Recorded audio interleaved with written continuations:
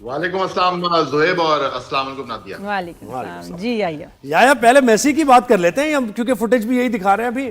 ये क्या हुआ है, मतलब आप देखें इतना बड़ी अपॉर्चुनिटी, एक गोट यानी दुनिया भर में और पूजा भी जाता है वहां तो मेसी को बहुत से मुल्कों में, वो पहुंचा और आपने ऐसा मिसऑर्गेनाइज वेरी बैड मैनेजमेंट। क्या हुआ ये?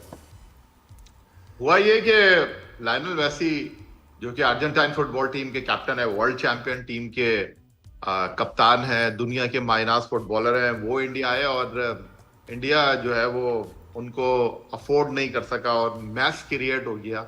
और आपने जिस तरह देखा कि ईडन गार्डन कोलकाता जहां पर लोग मौजूद थे, उन्होंने तोड़ फोड़ कर दी और आपने सारी चीजें बयान कर दी और बिल्कुल जग हंसाई एक के बाद एक इंडिया की हो रही है आलमी सतह पर।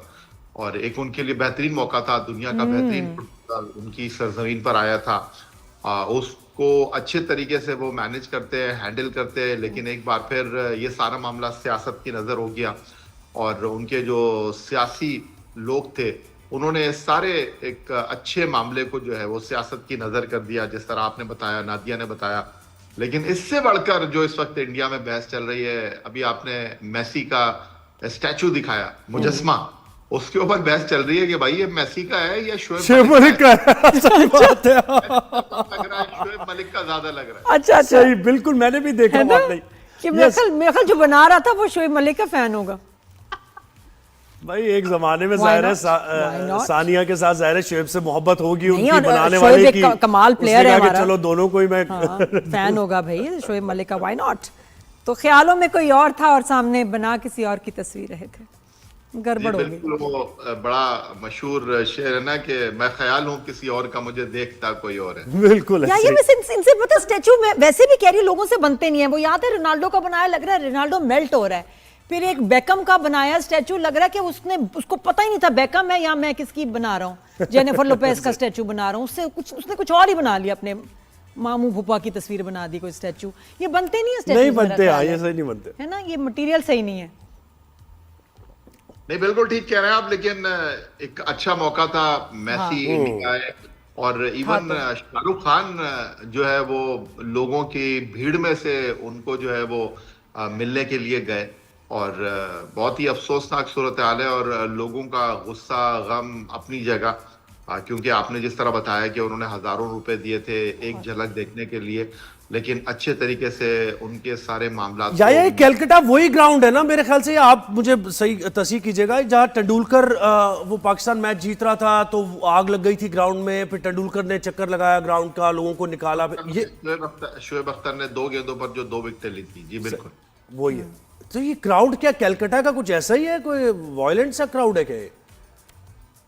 देखिए, कलकत्ता में जो है वो बांग्लादेश के बहुत सारे लोग हैं और मैंने ईडन गार्डन कलकत्ता जब मैं मैच देखने के लिए गया था, इंडिया पाकिस्तान का कवर करने के लिए गया था, तो मैंने कलकत्ता में एक हावड़ा ब्रिज है और जब आप ब्रिज के ऊपर चढ़ते हैं ना ज़ोएब, तो आपको लगता है कि इतनी पब्लिक होती है सुबह कि वो लोग जो है ना आपके ऊपर चढ़ जाएंगे, इतनी पब्लिक है। और मैंने वहां पर इंसान और कुत्ते को जो है वो सड़क पर सोते हुए देखा है एक साथ।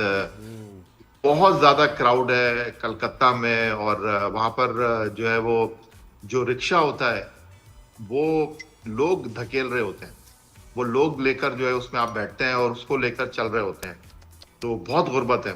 ओहो, अच्छा ये सूरत हाल है वहां पर। शोएब मलिक रखे, शोएब मलिक लग रहा है, हम ये पूरे के पूरे शोएब मलिक है भाई। ये तो स्क्रीन पे हमारे आ रहे हैं, सॉरी वही आइए उधर देख रहे हैं स्क्रीन, ये बिल्कुल एब्सोल्युटली ये बात सही है। तो बोलेंगे भैया तोड़ना नहीं इसको, इधर पाकिस्तान भिजवा दो हम एयरपोर्ट में। सही बात है, तोड़ना नहीं, हमें भिजवा दो, तुमने मेहनत की है। अच्छा, अंडर 19 में यार क्या हुआ फिर? ये इंडिया ने फिर शिकस्त दे दिया।